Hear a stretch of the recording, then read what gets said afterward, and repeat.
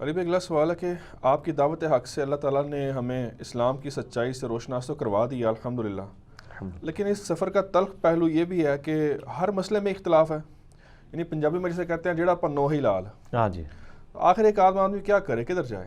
ایک عام آدمی یہ کرے کہ وہ یوٹیوب پہ جائے اور اپنے مسائل کا حل تلاش کرے اور کمپیریٹیو اسٹڈی کرے۔ دیکھیں آپ دنیا میں اس کام کے لیے تو نہیں آئے ہیں کہ آپ کھائیں گے پیئیں گے اور آپ کی اولاد ہوگی اور آپ زندگی گزار کے مر جائیں گے، یہ تو کام جانور بھی کر رہے ہیں۔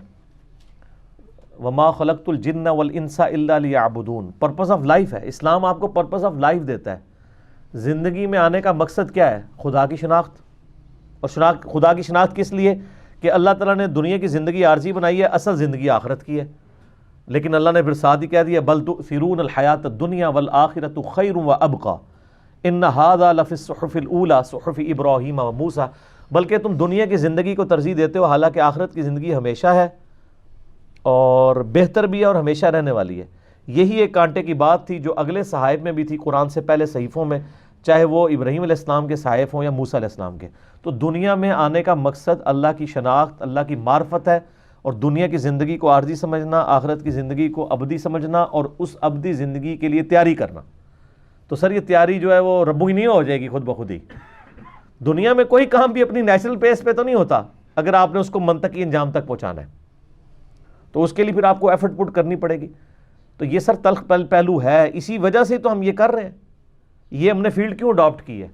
آپ دیکھیں لوگ کہتے ہیں جی میٹھی میٹھی باتیں کریں، وہ دیکھیں جی طارق جمیل صاحب کو کتنی میٹھی باتیں کرتے ہیں۔ بھئی طارق جمیل صاحب تو صرف دین کے ایک جز کو ایڈریس کر رہے ہیں، جو معذرت کے ساتھ پورے ہاتھی میں سے ایک صرف دم ہے وہ، باقی تو ہر چیز میں اختلاف ہے۔ یعنی آپ کسی کو دین کی طرف لائیں گے تو کیا کہیں گے کہ بخاری مسلم کی حدیث ہے اسلام کی بنیاد 5 چیزوں پہ ہے۔ پہلی چیز تو ہوگی لا الہ الا اللہ محمد رسول اللہ، آگے اختلاف شروع۔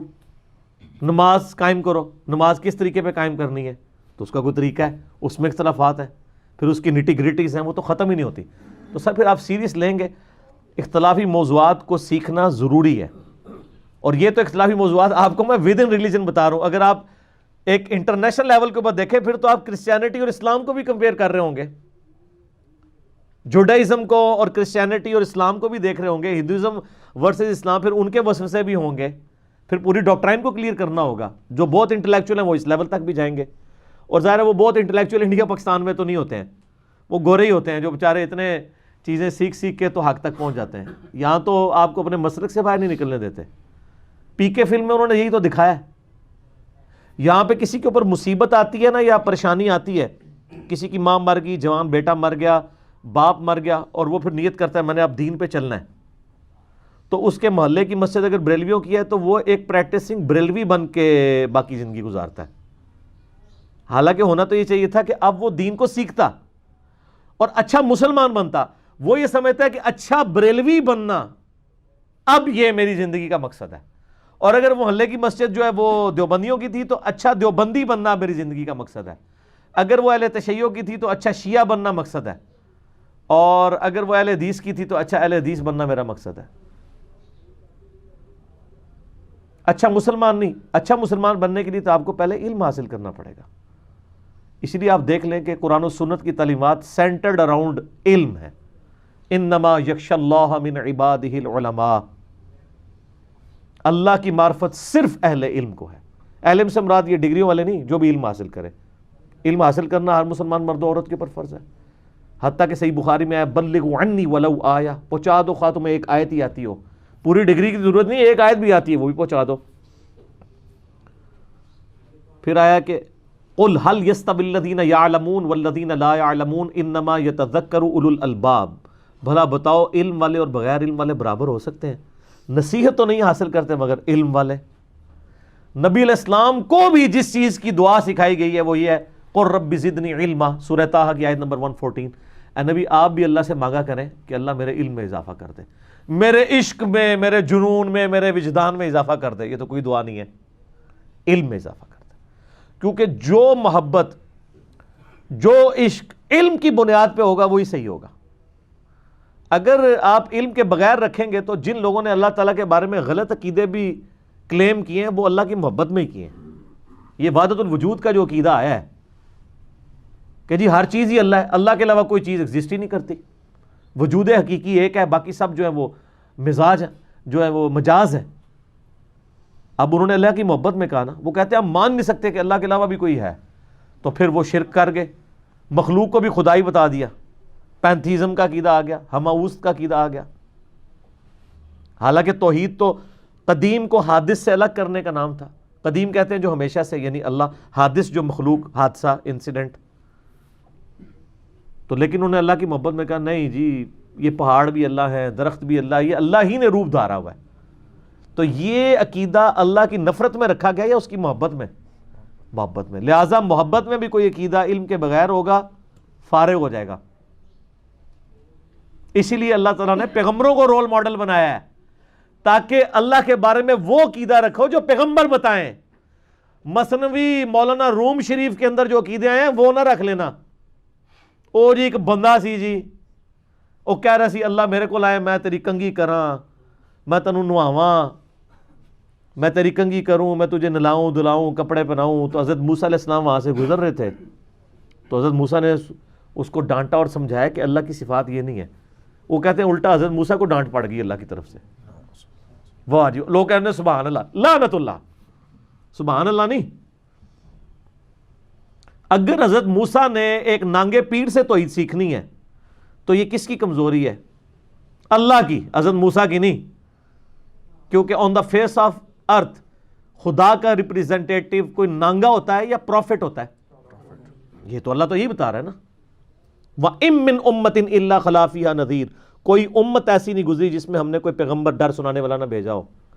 اگر پیغمبروں نے نانگے پیروں سے دین سیکھنا ہے تو پھر یہ تو نعوذ باللہ اللہ کے اوپر عرف آتا ہے کہ وہ نہیں دین سکھا سکا. یہ سب جعلی واقعات، جھوٹے واقعات، پیغمبروں کو نیچا کرنے کے لیے اور بابوں کو اوپر کرنے کے لیے. تو لیکن آج کل بابوں کے بھی ابو جی آگے ہوئے ہیں مارکیٹ میں، آپ کو پتہ ہے نا کون؟ جو کہتے ہیں کہ نام ہے وابی، نام ہے بابی، میں ہوں مسلم، علمی کتابی. ہم تو انجینئرنگ کرتے ہیں کہ یا تو آپ بابوں کا دین مان لیں یا کتابوں کا مان لیں، یا اب آپ نے فیصلہ کرنا. اور جی حضرت موسیٰ علیہ السلام کو اللہ تعالیٰ نے کہا جی مجھے انسانی گوشت چاہیے. بھئی اللہ تعالیٰ نے انسانی گوشت کیا کرنا ہے؟ جس انسان سے انسانی گوشت نہیں، انسانی قربانی مانگی تھی اس سے بھی نہیں لی. سورہ صافات میں آتا ہے ابراہیم علیہ السلام کے سے مانگی تھی، وہ بھی ان کا امتحان تھا اور اس کی جگہ بھی مینڈا آ گیا. اس کے بعد حضرت موسیٰ علیہ السلام کتنے عرصے بعد آئے ہیں، ٹھیک ہے جی، ان سے اللہ نے گوشت مانگنا ہے تو وہ گئے، کسی نے نہیں دیا. ایک نانگا پیر بیٹھا ہوا تھا، انہوں نے کہا ایتھو وڈ کے دیاں، ایتھو دیاں، ایتھو دیاں. سب جعلی جھوٹی باتیں. تو اسی لیے پھر ان کے پاس ٹوٹکا یہ تھا کہ انہوں نے نا پھر دیکھیں جی دین کتابوں میں نہیں ہے، سینہ بسینہ چل رہا ہے. ایک کہانی کرا دی. دوسرا دیکھو جی علم تو شیطان کو بھی بہت سی. سر قرآن کی کس آیت میں اور کس حدیث میں لکھا ہے کہ شیطان کے پاس بہت علم تھا؟ اس کے خلاف تو پیر نصیر الدین نصیر صاحب نے پورا ایک مقالہ لکھا ہے، ان کی کتاب چھپی ہوئی ہے جس کا نام ہے کہ کیا ابلیس عالم تھا؟ ٹھیک ہے، تو جھوٹ بولا ہوا ہے. عالم ایسے تو نہیں ہوتے ہیں. تو علم کو پھر کیا دیا؟ علم بس کنی ہو یار. نبی علیہ السلام تو یہ نہیں کہہ رہے. آپ نے اپنی وفات کے وقت کیا کہا کہ میں اپنے پاس 2 بابے چھوڑ کے جا رہا ہوں، ہے کوئی 2 بزرگ چھوڑ کے جا رہا ہوں؟ نہیں، فرمایا 2 چیزیں چھوڑ کے جا رہا ہوں. المستدرک الحاکم میں ہے 318 نمبر حدیث، کتاب العلم چیپٹر میں. ایک اللہ کی کتاب اور دوسرے اس کی نبی کی سنت. اس کو مضبوطی سے پکڑ لینا، کبھی گمراہ نہیں ہوگے صلی اللہ علیہ وآلہ وسلم. اور غدیر خم پہ صحیح مسلم میں اوپر تلے 4 حدیث ہیں، 6225 سے 6228. 2 چیزیں چھوڑ کے جا رہا ہوں. اللہ کی کتاب ہے پہلی، وہ بھاری چیز ہے، اس میں ہدایت ہے، اس میں نور ہے. تم اللہ کی کتاب کو پکڑو، اپنا تعلق اس کے ساتھ مضبوط کرو. اللہ کی کتاب اللہ کی رسی ہے، جو اسے پکڑے گا ہدایت پہ ہوگا، جو چھوڑ دے گا وہ گمراہ ہو جائے گا. اور دوسری چیز میرے اہل بیت ہیں، ان کے بارے میں تمہیں اللہ کا خوف دلاتا ہوں کہ ان کے ساتھ میرے بعد حسن سلوک کرنا. پکڑنے کا ان کو بھی نہیں کہا. اور یہ بڑی انٹلیکچوئل بات ہے. اگر نبی علیہ السلام کسی شخصیت کو پکڑنے کا کہتے ہیں نا تو صرف اپنے آپ کو کہہ سکتے تھے. لقد کان لکم فی رسول اللہ اسوۃ حسنہ. وہ جو حدیث بھی آئی نا علیکم بسنتی وسنت الخلفاء الراشدین المہدیین، وہ بھی پولیٹیکل اختلاف کے ٹرم میں ہے. تو میرے بعد بہت اختلاف دیکھو گے، میری اور میرے خلفاء راشدین کی سنت کو لازم پکڑنا. دین میں کوئی چیز داخل نہیں کی ہے. انہوں نے بچپن سے ہمیں کہانی کرائی ہوئی تھی کہ جی وہ صلاۃ خیر من النوم حضرت عمر نے داخل کیا ہے, اور میں نے جناب ابو داؤد سے ثابت کیا کہ صلاۃ خیر من النوم تو نبی علیہ السلام نے خود سکھایا. تو آپ مکر ہی گئے ہیں. کتنے علماء کلپ چڑھا رہے ہیں, ہم نے تو کبھی کہا ہی نہیں ہے. ایک ٹکٹ میں کتنے مزے کرتے ہیں. جب ہم کہتے ہیں آپ اپنی پبلک کو کہتے تھے یہ بغلوں میں بت رکھ کے آتے تھے اس لیے رفع الیدین ہوتا تھا, اب کہتے ہیں ہم نے تو کہا ہی نہیں, ہم پہ جھوٹا الزام لگا رہے ہیں. تو سر یہ جھوٹی عوام کس کی ہے؟ یہ کس کی جائز اولاد ہے؟ علمی اولاد جائز آپ لوگوں نہیں نا. ایک ٹکٹ میں 3 مزے کرتے ہیں, 4 مزے کرتے ہیں. جب اپنا مطلب بنے تو بولتے ہی نہیں ہے. جب کوئی دوسرا گرفت کرتا ہے کہتے ہیں ہماری, تو وہ جس طرح وہ ہمارے پولیٹیکل لیڈرز بھی کرتے ہیں نا, بیان دے دیا, جب عدالت سے نوٹس آیا ہتک عزت کا تو کہتے ہیں یہ وہ تو ہمارا پولیٹیکل نعرہ تھا, ایک پولیٹیکل سٹیٹمنٹ تھی, تو وہ لکھ کے معافی مانگ لیتے ہیں. لیکن جو اس سے اچیومنٹ کرنی ہوتی ہے کہ ایک دوسرے پولیٹیکل لیڈر کو بدنام کرنا ہوتا ہے, وہ اچیومنٹ کر چکے ہوتے ہیں. اور جو عدالت میں معافی نامہ ہوتا ہے وہ نہ اخبار میں چھپتا ہے اور نہ میڈیا کے اوپر آتا ہے کہ اس نے جھوٹ بولا تھا. یہ آپ دیکھ لیں پچھلے 5-6 سالوں میں وہ 35 پنکچر والا نجم سیٹھی صاحب کے خلاف کتنا مہم کھڑی کی گئی. اینڈ پہ کہا جی وہ تو بس ایک پولیٹیکل سٹیٹمنٹ تھی. یار اتنا آسان آپ نے سمجھ لیا ہوا ہے کہ کسی شخص کے اوپر جھوٹا الزام لگائیں. یہ تو خلافت اگر نامزد ہو تو سورہ نور کے اندر 80 کوڑوں کی سزا ہے کسی پہ جھوٹا الزام لگانے کی. اور یہ ہمارا ایک پولیٹیکل لیڈر بھی جو ہے نا 80 کوڑے نہیں کھا سکتا, اس سے پہلے انشاءاللہ شہادت کے درجے پہ فائز ہو جائے گا. ان ساروں کو 80 لگیں جو یہ سٹیٹمنٹس دیتے ہیں. اگر میں نے پولیٹیکلی ایک ٹرم میں یعنی سٹیٹمنٹ بھی دی ہے جھوٹی اور بعد میں مجھے احساس ہوا ہے تو مجھے اب پبلکلی اس سے معافی مانگنی چاہیے, لیکن نہیں مانگتے. تو دین کے معاملے میں اختلاف ہم سے پہلے سے ایگزسٹ کرتا ہے, اسی لیے ہم نے اختلافی موضوعات کو چنا تاکہ لوگوں تک آج کا نوجوان بچہ یا تو بالکل ہی بے دین ہو جائے گا تو یا پھر وہ کہے گا جھوم جھوم کے کہ نہ میں وابی نہ میں بابی, میں ہوں مسلم علمی کتابی, کیونکہ اس کو راستہ کوئی نہیں ملے گا. کیا کرے بیچارہ؟ یہ جو دوسرے وائزین کام کر رہے ہیں واللہ بہت آسان ہے, اور میں نے اپنی زندگی میں بہت عرصہ یہ کام کیا ہے. میں آلموسٹ 10 سال تک سبز پگڑی باندھتا رہا ہوں, سمجھ لیں 1990-91 سے لے کے 2000 تک 2001 تک, تو میں نے یہ سارے کام کیے ہوئے ہیں. لیکن اصل کام یہ ہے کہ جو اختلافات ہیں ان کے بارے میں ایک امت کو بتایا جائے کہ ایک یہ رائے ہے, ایک یہ رائے ہے, یہ رائے مضبوط ہے, یہ کمزور ہے, آپ یہ اڈاپٹ کریں, باقی آپ کی مرضی, تکفیر نہ کسی کی کریں. یہی ہم کرتے ہیں. لیکن یہ تو ہمارا حق ہے نا کہ جس چیز کو ہم صحیح سمجھتے ہیں اس کو پورے کانفیڈنس سے بیان کریں. وہ کہتے ہیں جی اتنے کانفیڈنس سے بولتا ہے, وہ اس لیے بولتا ہے کہ میں قرآن و سنت میں اتنا ہی کانفیڈنس رکھتا ہوں جتنا آپ کا کانفیڈنس اس بات میں ہے کہ 2 + 2 4 ہوتے ہیں. تو میں قرآن پاک کو حق سمجھتا ہوں تو میں اسی کانفیڈنس سے بات کروں گا. آپ کے دلائل اگر مضبوط ہیں آپ اپنا بھی پبلک کے سامنے لے آئیں, لیکن اس کے باوجود ہم تکفیر نہیں کسی کے کر رہے تو وہ خام خواہ اپنے آپ کو آٹومیٹکلی تکفیر سمجھنا شروع کر دیتے ہیں. وہ سمجھتے ہیں کہ اب وہ جس طرح ابو طالب کو آ کے شکایت کی نا کفار مکہ نے کہ تمہارا بھتیجا تو ہمارے بتوں کو گالیاں نکالتا ہے, حالانکہ نبی علیہ السلام نے کبھی گالی نکالنی تھی؟ Not at all. لیکن وہ کہتے تھے یہ کہتا ہے بتوں سے کچھ نہیں ہوتا, مطلب یہی ہے کہ گالی ہے, تو مطلب خود سے نکال لیتے ہیں. مطلب یہ نہیں ہوتا, بس ایک دلائل سامنے رکھے جاتے ہیں. تو آپ اختلافات کے اندر حق کے راستے کے لیے کوشش کریں, اور سب سے بنیادی چیز اس میں یہ ہے کہ آپ قرآن پاک ترجمے سے پڑھیں, جو میں بار بار کہتا ہوں. یہ قرآن پاک جو میں بار بار اٹھا کے دکھاتا ہوں اسی لیے کہ تاکہ آپ کو پتہ چلے کہ یہ ہمارے گھروں میں جزدان میں لپٹا ہوا پڑا ہے, اس کو ہم نے پڑھنا ہے. میں آپ کو یقین سے کہتا ہوں قرآن پاک آپ شروع کریں گے تو آپ کو پتہ چل جائے گا کہ حق کیا اور باطل کیا ہے. لیکن مولویوں کی تفسیر کے ساتھ نہیں پڑھنا, کیونکہ تفسیر میں تحریف داخل ہو چکی ہے. قرآن کو آپ کانٹیکسٹ کے ساتھ ایک دفعہ پورا بغیر ترجمے کے پڑھ لیں, اس کے بعد تفسیریں پڑھیں, اور پھر آپ کو خود ہی پتہ چل جائے گا کس نے کہاں پہ ڈنڈی ماری ہوئی ہے. اور ترجمہ آپ کو آزادی جس کا مرضی پڑھیں, الفاظ کے چناؤ میں فرق ہو سکتا ہے, تھیم کسی کی ڈیفرنٹ نہیں ہے, تھیم ایک ہی ہے. کہیں کسی نے ڈنڈی بھی ماری ہے نا, دوسری جگہ اس کی ڈنڈی خود بخود ہی پکڑی جائے گی. قرآن حکیم کے 8 ترجمے, 8 ٹرانسلیشنز اور علماء کا دھوکہ. میرا اس کے اوپر کلپ ریکارڈڈ آپ یوٹیوب پہ دیکھ لیں, میں نے اس میں ساری ڈیٹیل کے ساتھ باتیں بتائی ہیں. تو اختلاف ہے تو آپ صرف علم حاصل کریں, سب سے پہلے قرآن پڑھیں, اس کے بعد آپ بخاری مسلم پڑھیں, لیکن پہلے قرآن پڑھیں, اس کو سمجھیں, اپنے عقیدے اس کے مطابق کریں. سر آپ بخاری مسلم پڑھنے سے پہلے بھی مر گئے نا, اگر قرآن پڑھ کے آپ نے اپنے عقیدے صحیح کر لیے نا تو سر حدیث بطاقہ آپ پہ فٹ ہو جائے گی, بے فکر ہو. ٹھیک ہے, پھر آپ اخلاص کے ساتھ لا الہ الا اللہ پڑھ لیں گے. ابھی تو آپ لا الہ الا اللہ بھی پڑھ رہے ہیں اور ساتھ بابوں کو بھی پکار رہے ہیں. یہ کیوں نہیں چینج آئی ادھر سب کانٹیننٹ کے اندر؟ کیونکہ وہ لا الہ الا اللہ کے ساتھ دوسری چیزیں بھی اور پھر اکثر ہمیں پھر کہہ رہے ہوتے ہیں جی وہ یہاں تو جو بزرگوں نے اسلام پھیلایا ہے. سر کون سا اسلام انہوں نے پھیلایا ہے؟ آپ کسی بزرگ کا نام لیں اور آپ مجھے بتائیں کہ جی یہ صحیح بخاری شریف کا فارسی ترجمہ حضرت معین الدین چشتی صاحب کا ہے، دکھائیں. یہ حضرت داتا علی اجویری المعروف جن کو داتا صاحب کہتے ہیں، یہ انہوں نے مسلم شریف کی شرح لکھی ہے. یہ حضرت سلطان باؤ صاحب کا قرآن کا ترجمہ ہے، دکھائیں کدھر ہے؟ کچھ بھی نہیں ہے. 1000 سال تک یہاں دین آیا لیکن کسی نے قرآن بخاری مسلم کا ترجمہ نیٹو لینگویج میں نہیں کیا. اور جب ترجمہ ہوا اور اس ترجمے پہ انہی بزرگوں کی کتابیں پیش ہوئی، وہ بزرگ غلط نکلنے شروع ہوئے، تو اب ہمیں یہ تانا دیتے ہیں جی وہ بزرگ جنہوں نے تہاڈے بزرگوں کو کلمہ پڑھایا وہ غلط نے. تو ہم ان کو کہتے ہیں کہ وہ جو بزرگ تھے ان سے پہلے جو بزرگ تھے صحابہ تابعین تبع تابعین، کیا وہ غلط تھے؟ کہیں گے نہیں وہ تو غلط نہیں تھے. اگر وہ ٹھیک تھے تو بعد والے غلط ہیں. اسی لیے میرا ایک کلپ ہے درمیانے بزرگ اور پرانے بزرگ. نا اے پرانیاں گلاں کہ پرانے بزرگ، تہاڈے سارے بزرگ پرانے نہیں نے، درمیانے ہیں. 8 سے 1000 سال پہلے کبھی آپ کو بزرگ پروڈیوس کر کے لائیں گے وہ درمیانہ ہے.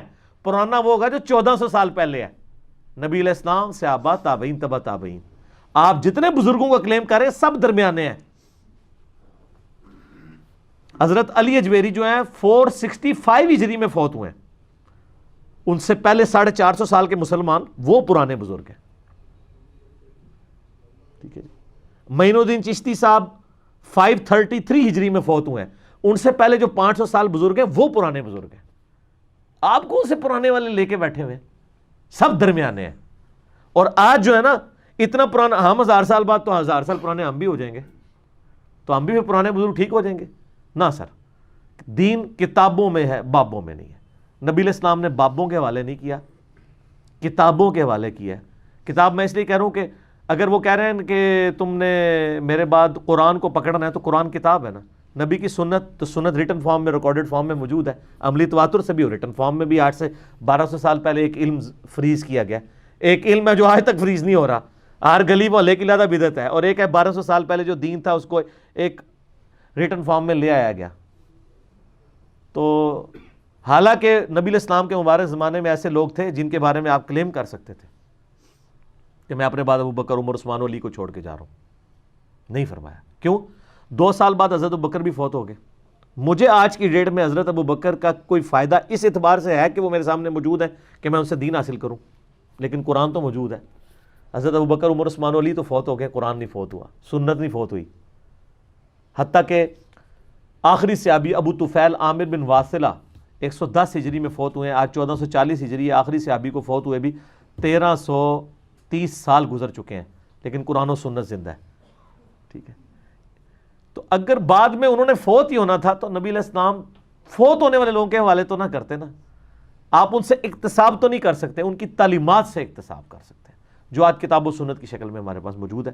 تو سب دین کو سیریس لینا.